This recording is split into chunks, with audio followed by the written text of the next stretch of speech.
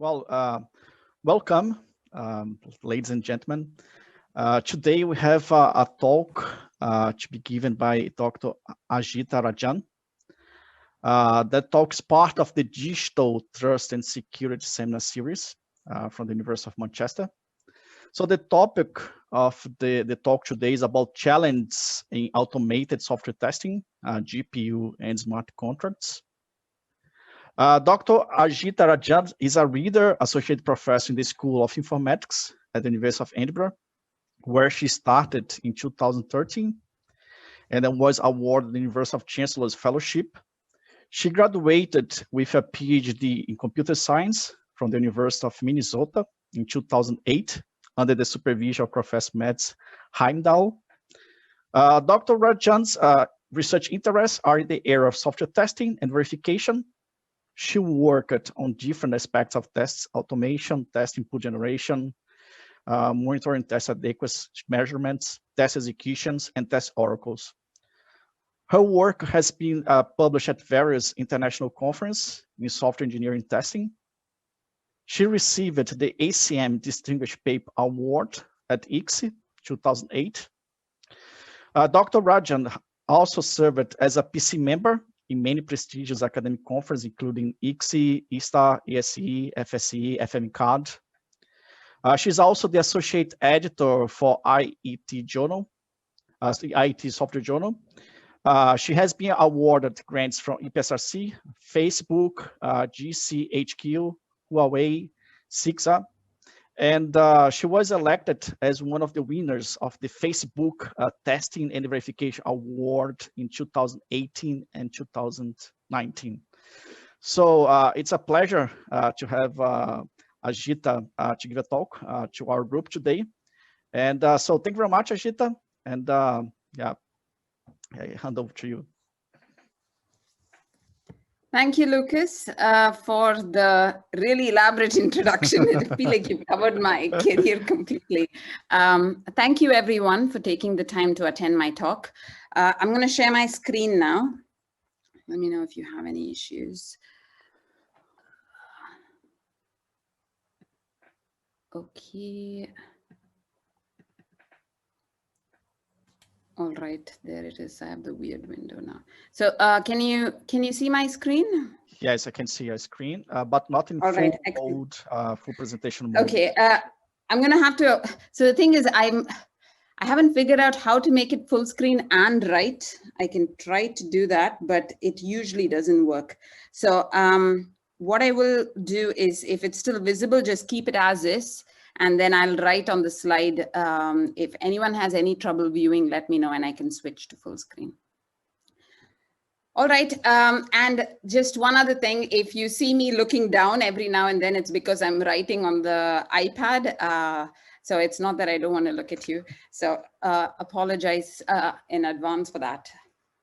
And do feel free to ask questions as I go along. You don't need to save your questions until the very end. I find it's easier to interact if we just take questions as it pops up. All right. So hi, everyone. So the topic today that I'm going to talk about is software testing challenges in the domain of GPUs and smart contracts. So, oops. Since Lucas has covered my background completely, I'm not really going to go over this, but I'm currently at the University of Edinburgh School of Informatics as an associate professor. My research group has 7 PhD students. We have several master's students as well. And broadly, my interests are in software engineering and in particular software testing. So I'm just going to quickly cover some background in software testing, is just so that everyone's on the same page. And if I use certain terminology, there's no confusion. So just bear with me and I'll fly through this background. If you already know this, just be patient for 5 minutes. So typical tasks. So when people talk about software testing, I've kind of divided it into 4 typical tasks. So the first is input generation, or people call it test generation. And then you have test execution, where you execute this automatically. And then there's test oracle and test adequacy. I'll go over what each of this means.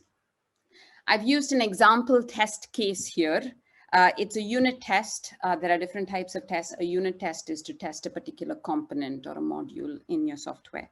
So in a unit test, typically you have this test function, and then you set up your inputs and environment. So this is what usually input generation are techniques that automatically come up with these inputs and the environment conditions. And then you call your function under test. So this is the module that you're testing with the inputs that you've set up. And then you record an expected output.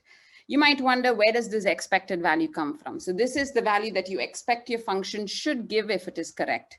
Now, I will talk about it in a second when I come to test Oracle, but this expected value for practical purposes comes from a domain expert or from specifications or requirements of your software.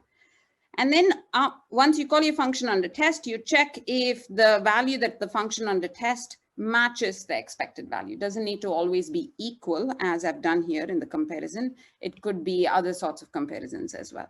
So the expected value along with the comparison of expected and actual is what the test oracle is. All right. So most of the research in software testing over the past several decades has been in automating these tasks in software testing.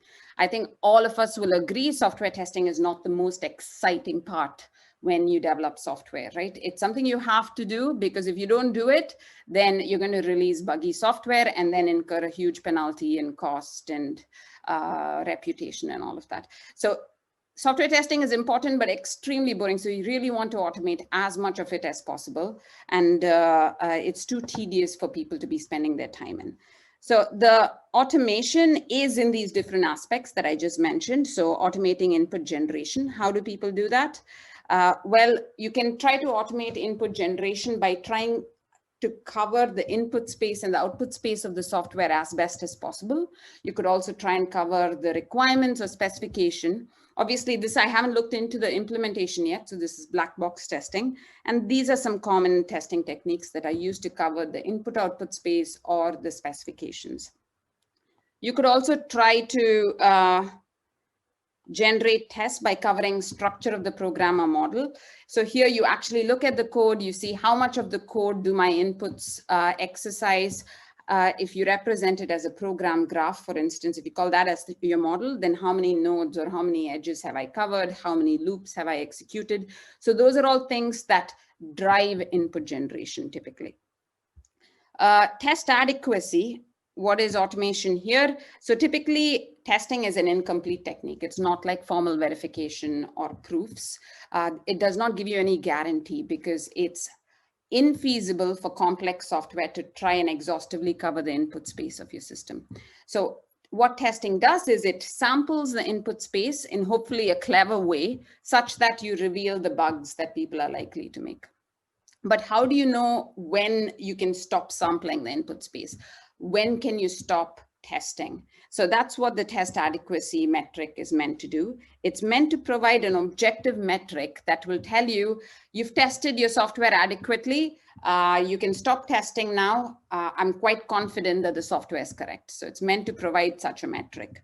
So what sorts of metrics do people use? People use metrics that's based on specification code or model or simulated bugs, and you try and see how much of your specification code or model you've covered with your tests. So you execute these inputs, you check, have I tested all the statements? Have I exercised all the statements? Have I exercised all the branches? Or you might seed artificial bugs. Do I reveal all the artificial bugs with my existing tests? And if you've done all of this, then you can be confident that you've tested your software enough. Test oracle, something that I mentioned earlier. What is done here? So automation of test oracle is not a solved problem in software testing. People are still striving to achieve automation in test oracle. What is commonly done is people try and judge if people try and come up with expected behavior of software using your specifications or requirements. But often you do not have good specifications or requirements. And in those cases, people might just say, if my software crashes, I know it's a bug. Or if there's a buffer overflow or segmentation fault, then I know it's a bug. So these are implicit oracles that's used quite commonly. There's also derived oracles in the form of metamorphic relations, which is really a growing area in test oracle. So anyway, the point being, test oracle automation is not solved. There's still a lot of research to be done. So if you are interested in software testing research, it's worth looking at this problem.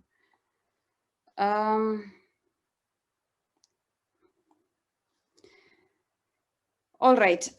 So what do I do in my group? So the ongoing research in our group is in all of these testing tasks. We try and automate as much of the testing task as possible. With respect to input generation, we do automated test generation for GPU kernels and smart contracts, which I will talk about today. We've also looked at Android GUI testing, and we haven't published in the fourth topic, but this is work in progress. We are trying to generate inputs for AI tasks on self-driving cars. We also develop coverage metrics. This goes really hand in hand with test generation because you need to know when to stop testing. So we develop coverage metrics for GPU kernels and smart contracts. Test execution. I'm just going to admit this person. So we've also looked at, because you end up generating tens of thousands of tests for a reasonably sized software, executing these tests typically take a long time and they consume a lot of resources. So I did look at how would you use hardware more efficiently rather than just using several hundreds of CPUs. How can you use them more efficiently? So how can you use the memory and the cache more efficiently? How can you parallelize the test more efficiently? So that's something I've looked at as well.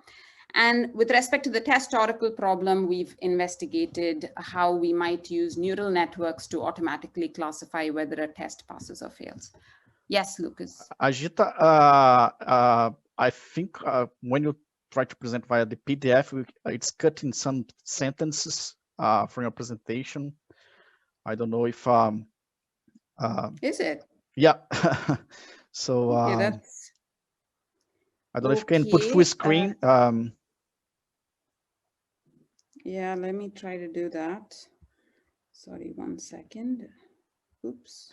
Yeah, maybe if you close and open again, and yeah, now I can see, and maybe others can see as well. All right, yeah. Thanks for pointing that out. Yeah, now it's working well. Okay, yeah. Okay, all right. Thank you. All right, so this was just the background, and these are the topics that we work on in our group. So besides what I present today, if you're interested in any of these topics, do come and talk to me or reach out to me in the future. So the first topic today is automated test generation for OpenCL kernels, which is a common programming paradigm for GPUs using fuzzing and SMT solving. So this topic that I'm presenting today is the main lead on this topic is my PhD student, Chao, who's about to graduate. He's writing up his thesis. I think Chao's in the audience as well. So he has developed several tools that are open sourced. So if you are interested in using them, do feel free to reach out to me or to him. So before I tell you about the testing framework we've developed, you might think, why do I need to care about testing GPUs? Well, 5 years ago, when we started doing this, GPUs were primarily used in scientific computation. There was some general purpose programming that used GPUs as well. But then since then, it has just boomed because of the number of AI tasks that use GPUs and that require GPUs because of their huge computational demand. So here in this example, I've really presented AI tasks used in autonomous vehicles. So this is perception in autonomous vehicles, semantic segmentation, object detection, lane detection. All of these tasks, if you want a reasonable response, you need to execute it on a GPU. So the question that you might ask is, okay, I'm kind of convinced that my AI algorithm works as expected, and then I run it on the GPU. Nobody checks if when you translate it so that it runs on a GPU, if the deployment on the GPU is safe. Does this even matter? There's a recent paper, Adequacy paper, where they analyzed common faults in deep learning systems. And they found that GPU-related bugs were one of the 5 main categories of real faults in deep learning systems. It's because the parallelism in GPU is not well understood. The memory architecture in GPU is not well understood. So there are several implementation bugs specific to GPUs, not specific to the AI architecture, but specific to the GPU implementation. So there are some listed here. So you do need to care about testing your GPU implementation is the message I'd like you to take away from this. So it's not just in the context of AI tasks, but also for other implementations as well. So what is it about the GPU that makes it different from the CPU might be the next question that comes to mind.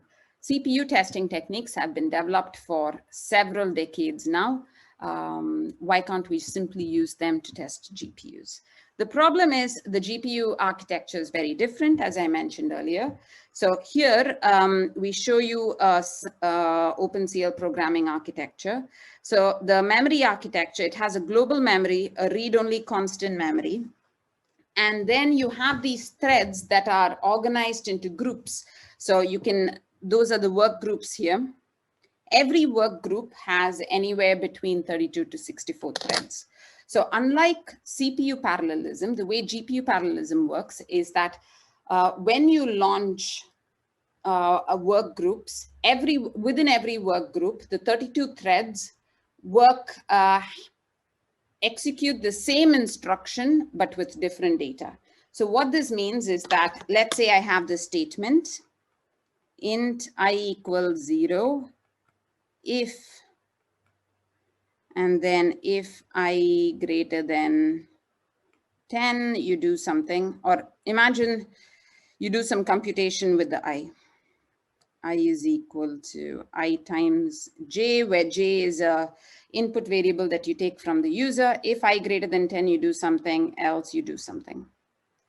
So what will happen is that the threads within a work group, all of them execute this piece of code with different j, let's say. Okay, so it's all parameterized on j.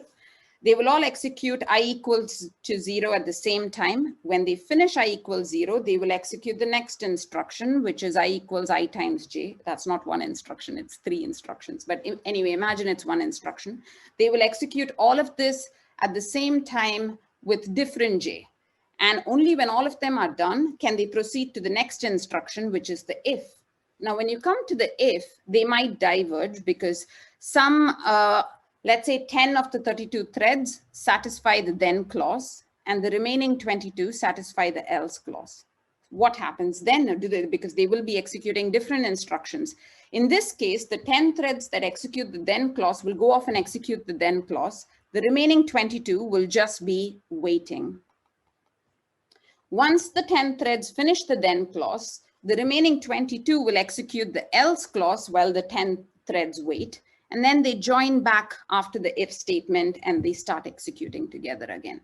So this happens within each work group, but the work groups execute independently. It's only the threads within each work group that execute a certain way. So this particular, this way of execution is very different from the CPU execution. And as a result, you have GPU specific bugs that do not occur in CPU programming.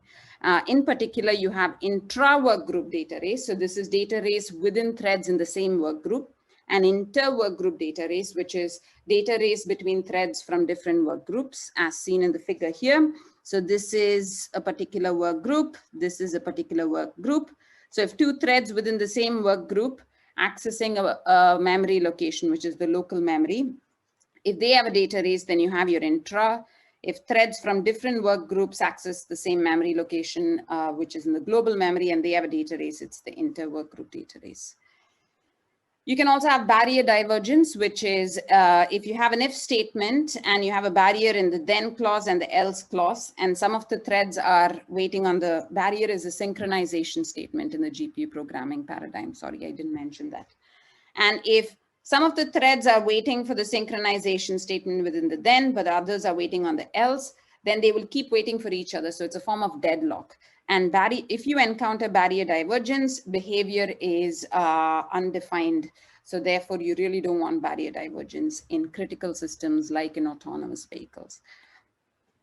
So all these bugs are out there with GPU programming, and we are not the first ones to think about it. So there are other people who have looked into it. So there's static analysis work, but with many other static analysis works in other domains, the number of false positives is a concern.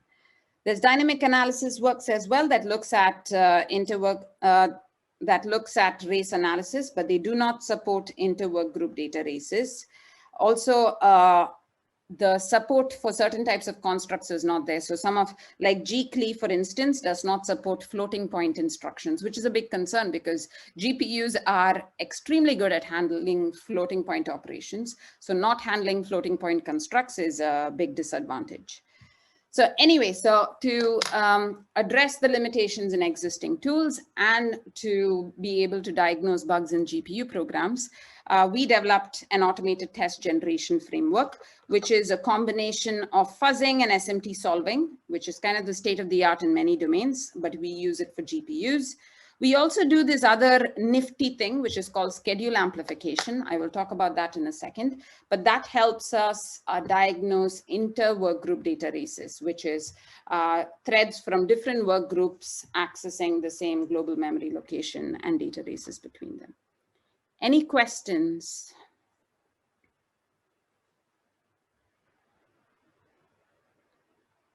Okay, all right, let me proceed. So what's our approach? So what we do, so this is our tool framework that Chow developed, and you can access it here. We published this in FACE 19 and in the GPU workshop in 2020. Sorry, I haven't put the publications here. This is something I forgot to do. So the input to the framework is an OpenCL kernel. You just give your GPU implementation, and the first step is it will go off and generate inputs through fuzz testing, which is we do a very naive approach where we try and do black box fuzzing that generates random inputs. We generate the inputs, and then we have another framework that will check for code coverage using these inputs. We have different types of code coverage. And if the code coverage is adequate, then you're extremely happy and you can go off to the next step, which is schedule amplifier. But if the code coverage is not adequate, then we call on the SMT solver and say, look, there are certain paths in my code that my fuzz testing cannot cover. Can you find me inputs to cover that? And it will say, sure, I can. And it will come up with extra inputs. That's what the SMT solver is good at, covering paths once you give it path constraints. Once you get all these inputs from the fuzz testing and SMT solver, you give it to a schedule amplifier, which is a means of executing these inputs. Instead of executing on one particular schedule of work groups, it does it on several. I will talk about it a little later. So it's an execution engine, and you execute these inputs using the execution engine, and you check how many data races or barrier divergence you came up with. So this is really what the framework does, and I'm going to talk about each of these parts. I'll talk about fuzz testing first. We do mutation-based fuzzing, which is probably the simplest form of fuzzing, where we take the OpenCL kernel, we look at the parameters you need for it, we generate random values for it, and execute the input. We check how much branch coverage was achieved.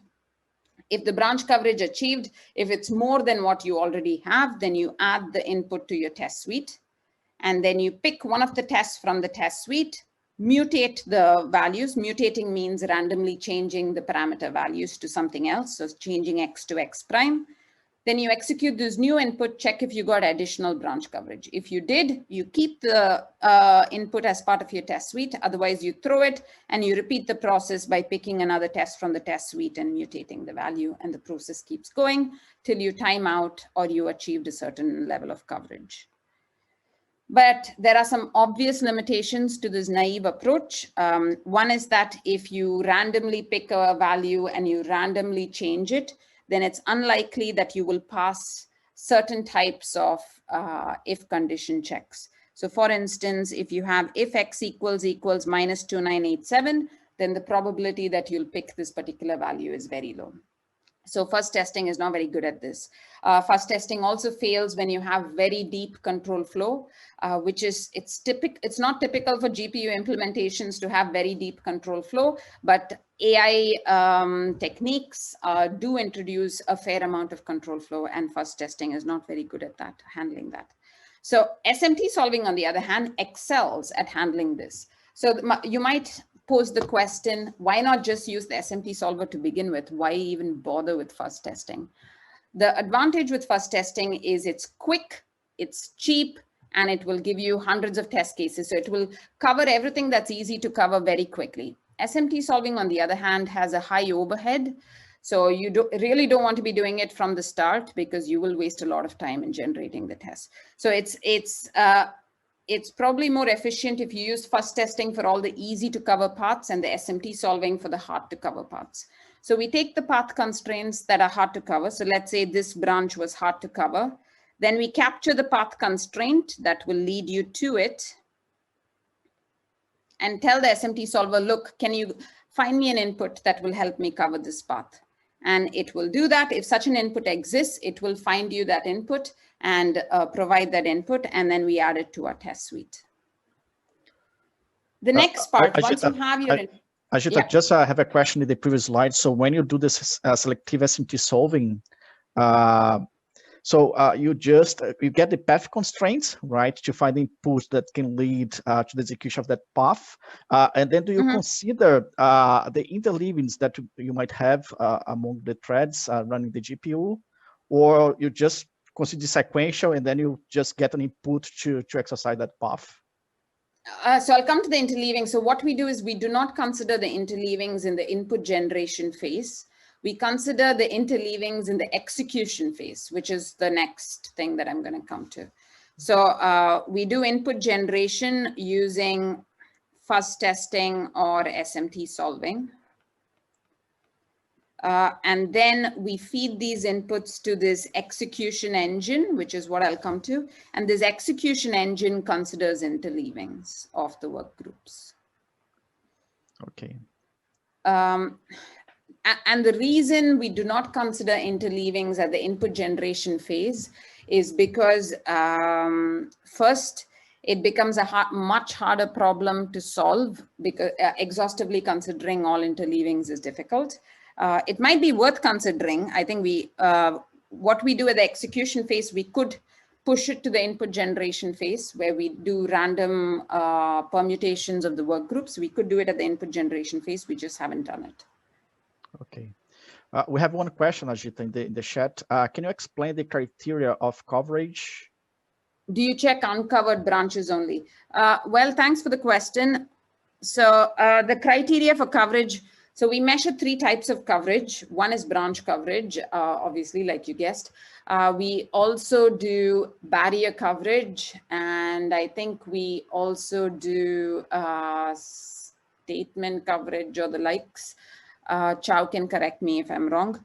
But the reason we don't do, we could add other types of coverage into our framework, but these are generally the 2 things we've done so far. And uncovered branches obviously are easy to integrate with SMT solvers. So we consider that for now.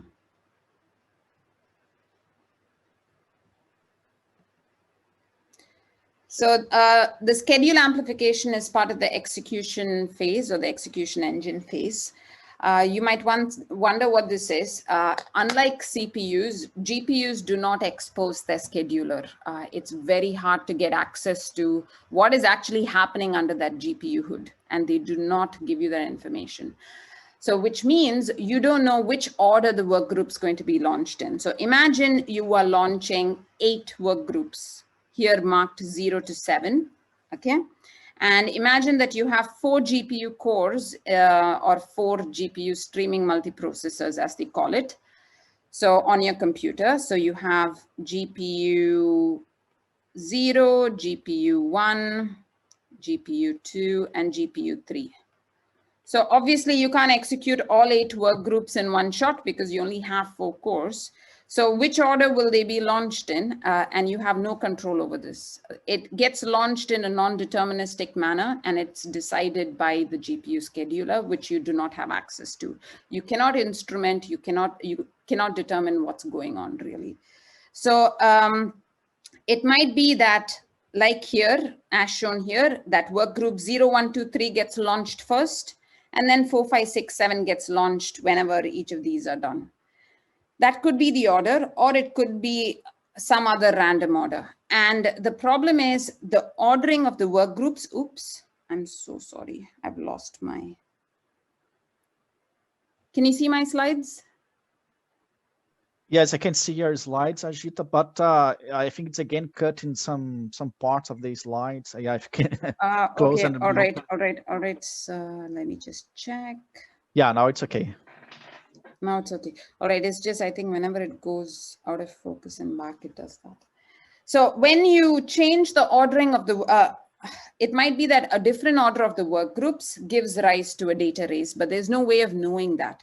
So what a schedule amplifier does is that when you have 8 work groups, it produces random permutations of these work groups, and every input is executed not with just one order of work groups, but with several random permutations. So it might randomly permute it so that 3526 is launched first, and then 4107, and it will produce how many ever orders the user wants. So we execute every input with about 20 different orders of work groups, but that's left to you. We do not exhaustively cover all possible orders. As you can imagine, that's very expensive to do. So if you have 10,000 inputs, executing each of the input about 128 times and might be a bit expensive. So we only did 20, but you can do more random permutations.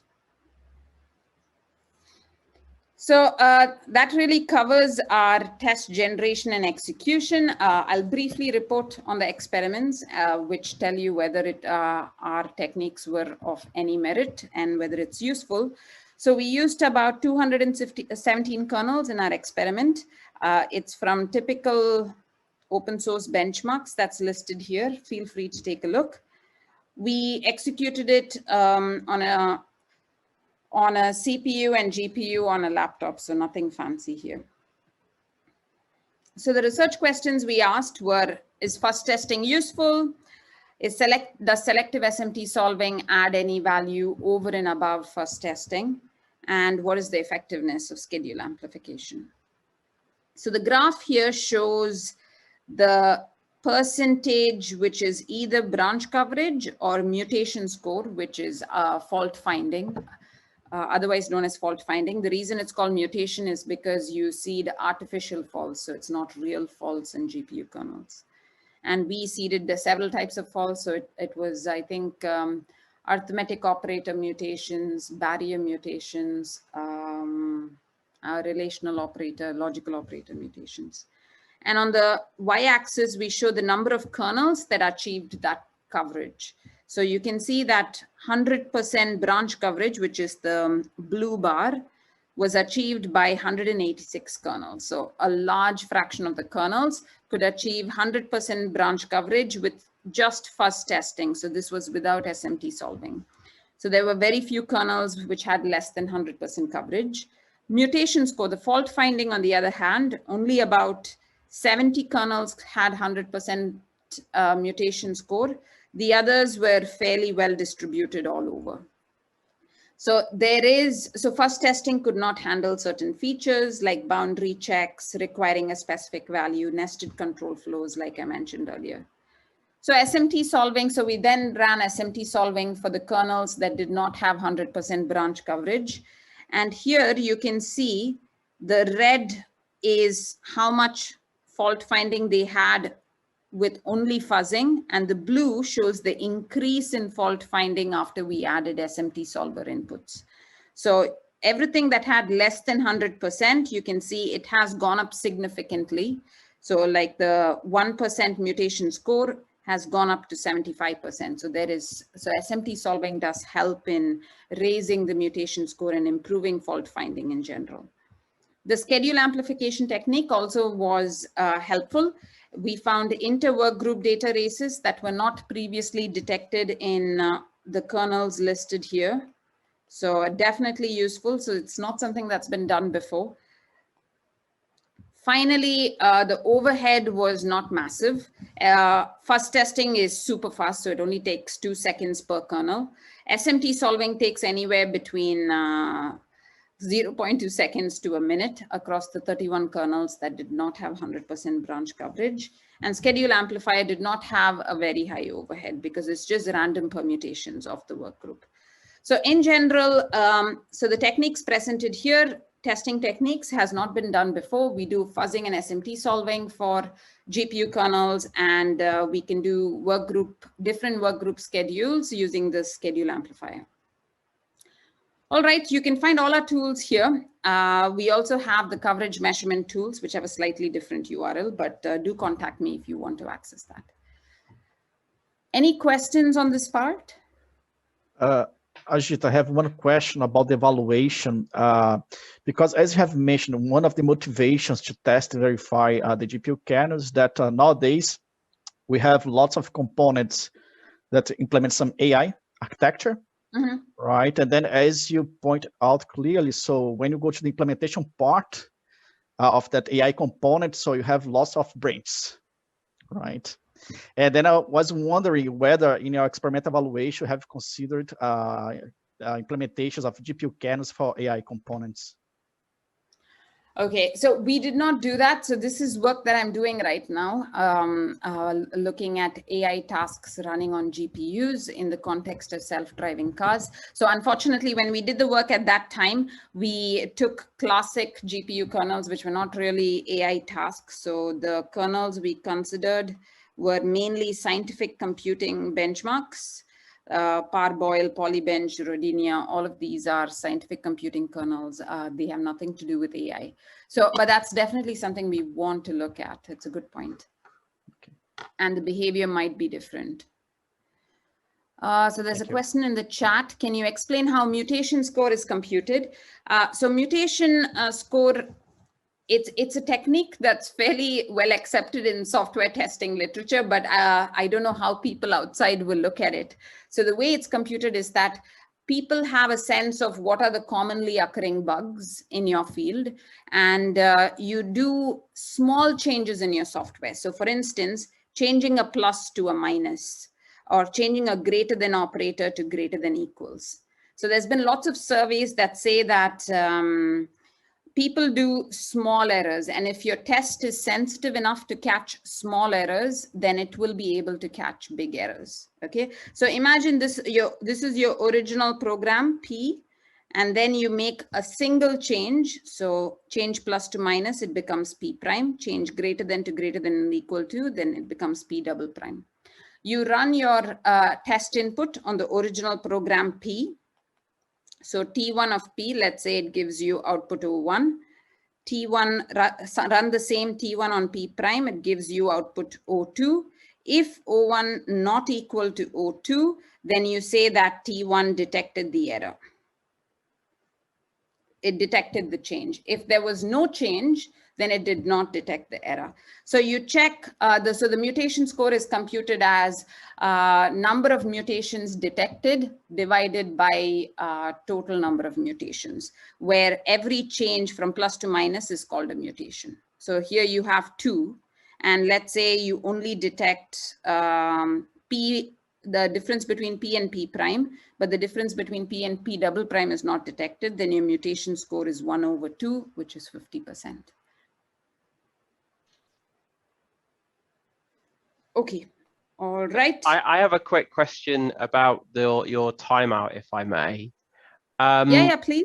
I was quite what would be the intuition behind that all of your files finished within 1 minute? Because it seems to me that if the SMT solver could finish in 1 minute, maybe the kernels that you're verifying aren't that big. I don't know. I'm surprised. 1 minute seems you're absolutely right. The kernels aren't that big. So if you look at the kernel, the number of lines of code, it's anywhere between probably 200 to 300 lines of code.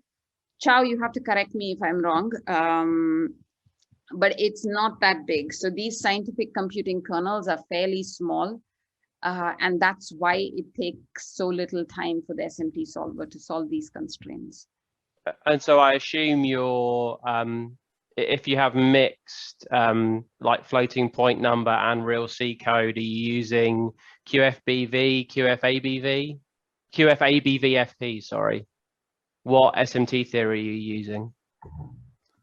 So we use the Z3 solver for all our SMT solving, both here and sure, but so theory? Yeah, which theory? Because if you're encoding the, I assume there's mixed floating point code and regular C code in these kernels. So I'm wondering how the interplay looks. My experience of working we consider pure OpenCL code. So it's not, so we don't take the host code and kernel code mixed in. We only take the OpenCL code. Okay, sure, thank you. So the theory it uses, the backend theory that Z3 solver uses, I am not sure. I have to go back to my student to ask this. It's fine. I'm satisfied. Thank you. I didn't look into the background algorithm. I just used the default one. I actually have no idea about the internal algorithm used by V3. Okay, Cha. Yeah. So Z3 has support for the theory of floating point arithmetic. And then if you have created data types, you use the API or SMTlib. I don't know how you have done. So probably you have used the floating point theory. So that's supported by Z3. Yeah. I guess what I'm more interested in is, are these kernels exclusively like QFFP, or are they like QFFP mixed with some BV stuff, mixed with arrays if you're dealing with pointers and things like that? I think the fact everything finishes in 1 minute makes me very, very curious about what is actually going into these instances. Yeah, so I don't think we had any pointers in our code, even though you could have pointers in OpenCL code of late or in CUDA code. We only did floating point theory is my assumption. It can be a topic for later. It's fine. Thank you. Yeah, but if you want to examine what we've done, we're happy to share the code. And my suspicion it runs fast is because it has, the code is small, the number of lines code is small, and the number of constraints are also fairly small because you have limited control flow in these kernels. Sure, I think that would probably make sense as well. If there's limited control flow and limited, like, let's say, decisions that you're making the SMT solver reason about, it's potential that they're quite like straightforward linear queries that might not be too heavy to lift. Yeah. All right. So sorry, I'm just trying to get my mouse in position. I'm going to go to the next topic in this talk. So we finish at 2, right, Lucas? Yes, at 2 p.m. That's correct. So we have around. Okay. What I will do is I will introduce the topic. I don't think I'm going to have time to go over everything I plan to. So I will try and stop at 5 minutes before 2, so there's some time for questions. But do feel free to reach out to me later if you're curious about what we did. So this topic is testing smart contracts on Ethereum blockchain. It's led by my PhD student, Seifa, who's finally a PhD student, and he hopes to finish by the end of this year. And again, all of our code is available, is open sourced. So do feel free to ask us if you're interested. And I am going to publish all the links at the end of the talk. So what are smart contracts? You might have heard of them as when you look at blockchain, smart contracts are an integral part. They are essentially small computer programs which get executed when conditions are satisfied. And when they get executed, they execute either a transaction or some action that changes the state of the function.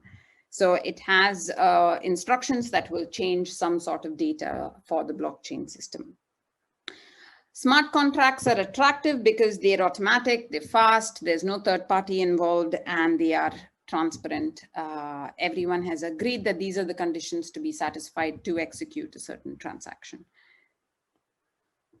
So here's an example smart contract written in Solidity, which is the language used within the Ethereum blockchain.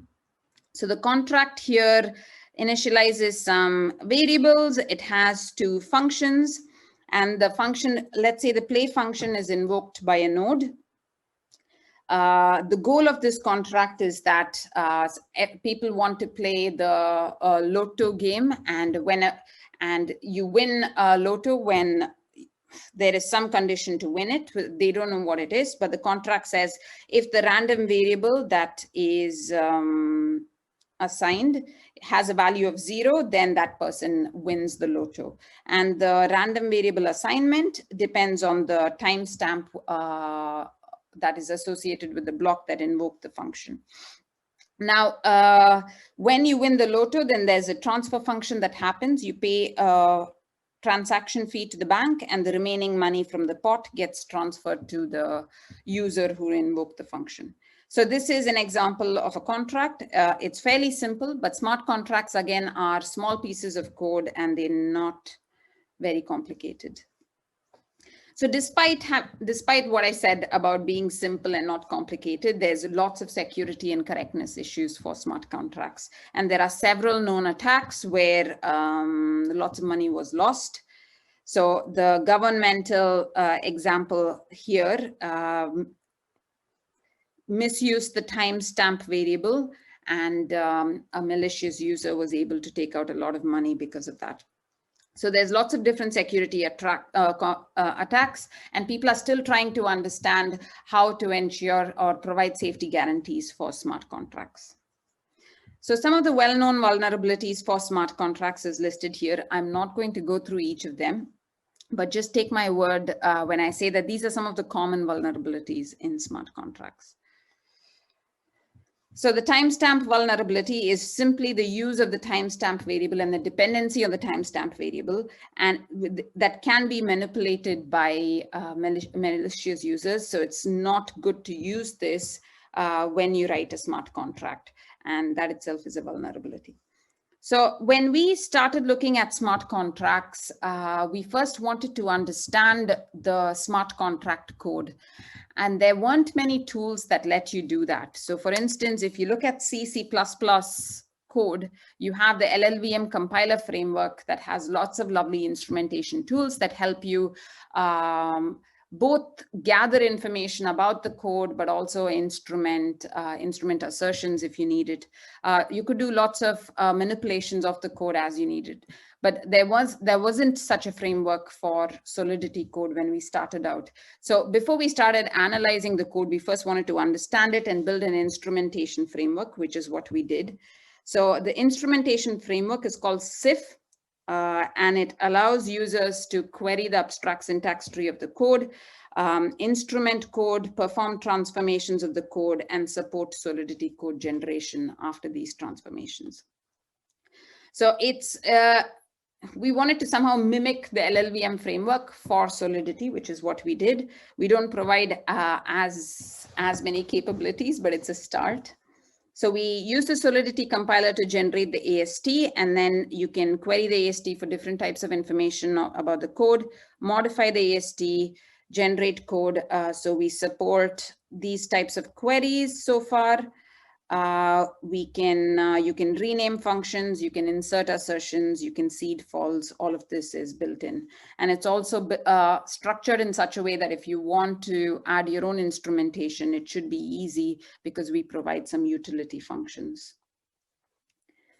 So then we went on. Once we did this, we said, okay, now we'd like to analyze and test the code.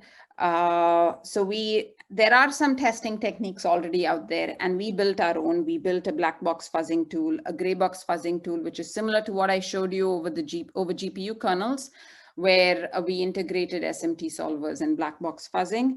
We also built a genetic algorithms technique. There's also a technique in the literature that was published recently that uses a combination of fuzzing and genetic algorithms. Anyway, the point being there are lots of testing techniques for solidity contracts. How do we know which technique does best was the question we raised. So we did sort of an empirical evaluation of the different testing techniques for solidity contracts. So this is just to quickly go over the different techniques. So black box fuzzing, as before, we look at the parameters of the function. We look at the ABI file associated with it that lists the parameters, and we set the parameters to random values. So the naive fuzzing technique. Adaptive fuzzing, which was existing work in the literature, looks at, uses a heuristic to achieve similar to branch coverage, but not exactly branch coverage. So it first generates a random input to begin with. Let's say the random input covers this particular path in the solidity contract. The next input to generate is driven by uncovered branches, but not all uncovered branches, by branches that are a distance 1 away from your existing path. So branches that are distance 1 away are the D node here and the C node here. So any input that will cover one of these will be the next input that's chosen. So that's what the AF technique does. It's called S-fuzz in the literature.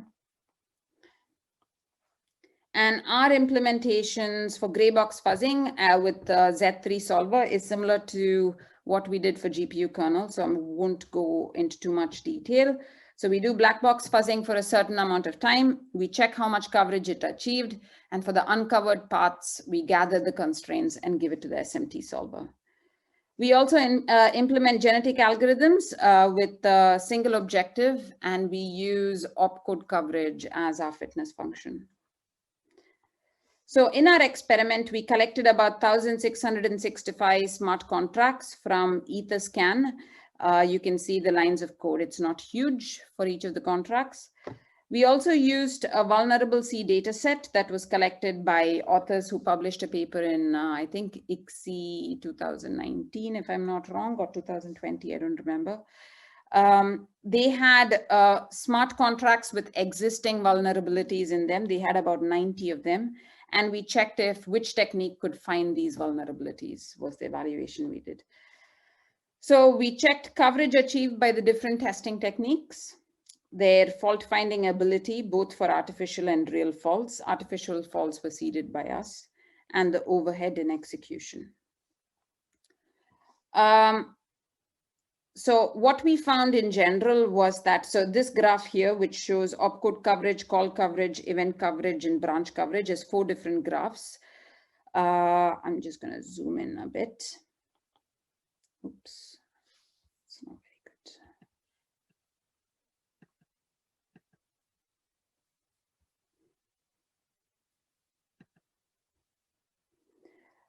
It shows 4 different techniques and their frequency plots. So you can see that the average coverage achieved is best. For instance, the blue line here, light blue line is AF, yellow is GF gray box fuzzing, red is BF, and the light blue is GA. So the idea is that, well, AF does do marginally better than these other techniques, but coverage doesn't really go beyond 50%, which is very low considering any domain for that matter. So only covering 50% of the code is not good enough. We checked it over the other data set, vulnerable C, with real vulnerabilities. Similar story where coverage was not very high.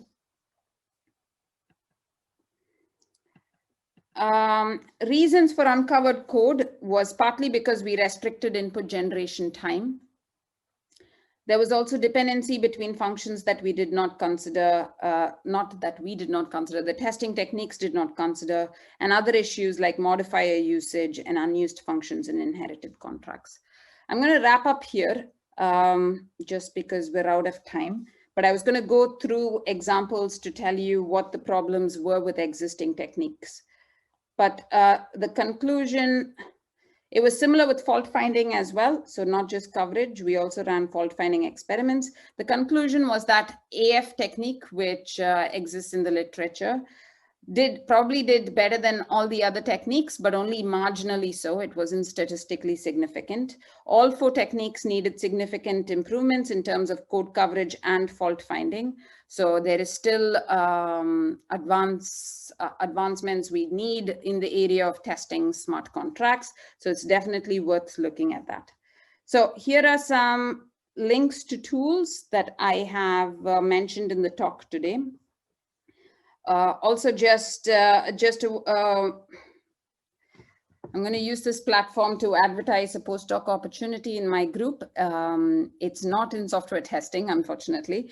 It's in exploring AI techniques for renal cancer. It's an interdisciplinary Horizon 2020 project where we work with clinicians and bioinformaticians to look at molecular sequences and images to identify the presence of tumor. So if you're interested, do reach out to me, and application deadline is end of this month. All right, thank you. And I'm happy to take any questions. Thank you, Ajitha. So that was a great talk. So do you have questions? I can see questions in the chat. Yeah, maybe just when people write questions here, just one comment, Ajitha. You mentioned that we're in the phase of testing, verifying implementation of AI components, right, in GPUs. Yeah, our group is actually trying to verify implementations of AI, and then we just see that, well, with the current state-of-the-art SMT solvers, it's quite tricky to handle relatively medium or large size neural nets because of the number of constraints that are generated. So we have a lot of if and else, and also a lot of arithmetic in floating point. And then, yeah, the SMT solvers just struggle to check the constraints. It's a hard problem. Yeah, I don't really have an answer to that. I just have to agree with you that it's a hard problem. Maybe slicing and looking at only certain parts that we consider critical might be worth looking at, but how do you determine which is critical? I don't know. Yeah. So maybe it's a discussion we should have together, Lucas. Yeah, sure. So do you have questions from the audience? Okay, so you have one question here. Can you comment on the lessons learned in general that could be applied in other domains, maybe? For example, which type of fuzzing was suitable in what kind of test cases? So what we found in general in our experience, so I've developed a lot of testing techniques in the past, and I've mostly relied on model checkers when I was a PhD student to generate tests. And the problem with that is it's very slow. But as tools like AFL has proved to us, fuzzing is very effective with low-hanging fruit. So catching bugs that are easy to catch without too much effort. You can generate hundreds of thousands of tests very quickly. And I think black box fuzzing or mutation-based fuzzing, whatever you call it, is very good at doing that. But to get the difficult bugs, we find that fuzzing still needs help from tools like SMT solvers to help catch these bugs. So SMT solvers, obviously, like Lucas pointed out, if your program's very large and if you have too many control flow conditions, it can struggle to exercise those. So you try and use SMT solvers sparingly and truly for the hard problems. So combining fuzzing and SMT solving is proving to be very effective. Symbolic execution is what it uses, so it doesn't do it over every variable. It's only about you only do it over the variables you really care about, and not every such variable. So I would say fuzzing works really well as a start, so to achieve about 50 to 70% coverage, but beyond that you should look into model checkers or SMT solvers. So use both together. I mean, there's no need to commit to one technique. So the best is if you use a combination of techniques.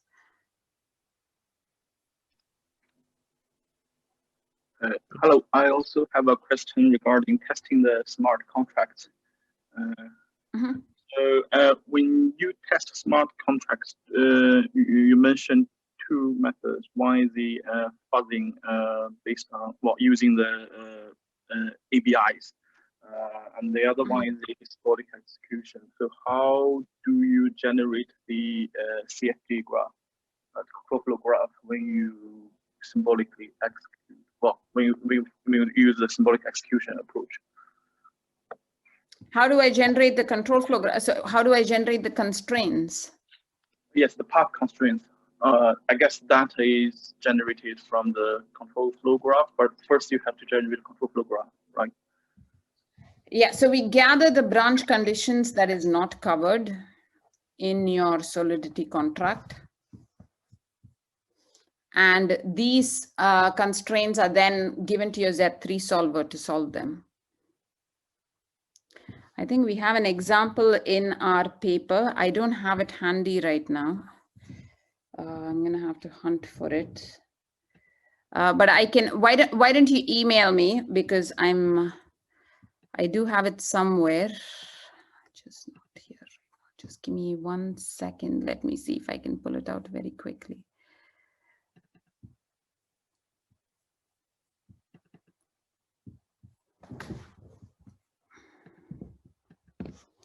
Do you still see my screen? Yes. So, 1 second, Solidity, code coverage. So this is an example contract that we have with a bunch of if conditions. And then we give it to the Z3 solver to generate the constraint we want to solve. So we add the constraint to the solver, for instance, s.add idx == 0, which will solve this if.